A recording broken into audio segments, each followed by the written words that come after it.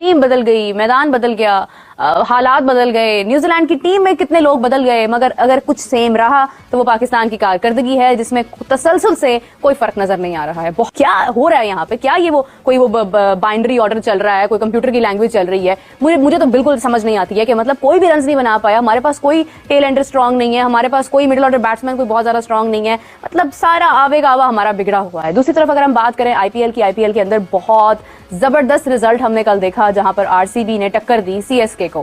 یعنی ایک طرف جہاں وراٹ کوہلی کھیل رہے تھے, دوسری طرف مہندر سنگھ دھونی کھیل رہے تھے, اور کیا زبردست اننگز کھیلی انہوں نے. اس کے باوجود جو ہے وہ وراٹ کوہلی بازی لے گئے, یعنی آر سی بی میچ جیت گیا.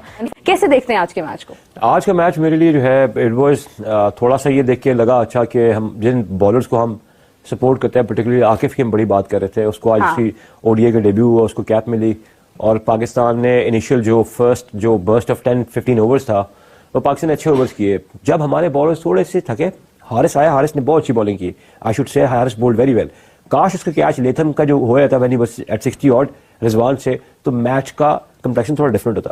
دیکھیں اگر ہم دیکھیں the good thing which I see is that کہ عبداللہ شفیق نے رنز بنائے. فائنلی تھوڑا سا بلہ ان کا چلا, ایک گیپ کے بعد آئے ہیں, چیمپئنز ٹرافی مس کرنے کے بعد آئے ہیں, تو ان کا بلہ کم از کم چلنا شروع ہوا. ٹھیک ہے, مطلب وہ بہت سلو کھیلے ہیں, 49 بالز کے اوپر ان کے 36 رنز ہیں, جس میں سے 5 چوکے بھی لگائے انہوں نے, ایک چھکا بھی لگایا, مگر 73 کا اسٹرائک ریٹ تھا. But it's O D I, T20 نہیں ہے, اس میں آپ کا رہنا موجود ہے, آپ کا سلو کھیلنا بھی ایکسیپٹیبل ہے, بٹ جب آپ چیز پر ہوتے ہیں تو آپ کو تھوڑا سا اننگز بلڈ کرنی پڑتی ہے. Not so bad. اس کے بعد عثمان خان جنہوں نے 33 بالز پر 39 رنز بنائے, 118 کا اسٹرائک ریٹ تھا, 4 چوکے 2 چھکے. عثمان خان بڑا اچھا کھیل گئے ہیں, کافی تنقید میں تھے ذرا کچھ دنوں سے. میرا اس کے اوپر ایک اسٹینڈ سے میں بتاتا ہوں, جو او ڈی آئی جو ہے نا, او ڈی آئی وہ بندہ اچھا کھیل سکتا ہے جس کی longer version of the game میں جو ہے نا اس کی اپلیکیشن ٹیکنیک اچھی ہوتی ہے. میں 50 اوورس کے میچز کو ہمیشہ نا لیتا ہوں, اٹس لائک اے ہرڈل.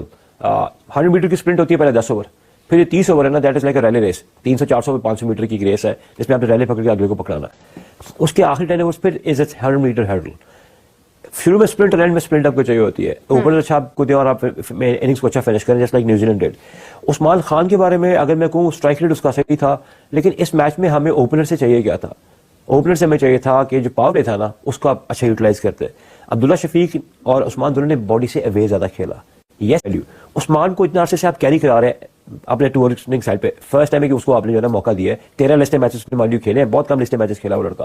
اور Abdullah Shafique we know how good of a stroke maker he is. اگر عبداللہ شفیق تھوڑا سا اپنی فیل لیتا ہے نا, اس کو بھی کہا جائے تم ہماری ٹیم کے ساتھ رہو گے, حالانکہ ہی hasn't done any thing to be back at the side, but he is a lovely stroke maker, تو ایسے پلیئر صحیح ہے. لیکن جب اپنے آف اسٹمپ پہ شور ہو جائیں گے نا, تو ول اورور کو ماسٹر فیوریٹ یا پھر کوئی بھی بالر ہو تو پھر دیکھیں اب گارنٹی. لیکن ابھی کے لیے آئی وڈ سے کہ تھوڑا اور چاہیے ہمیں پرفارمنس میں ان کی بہتری.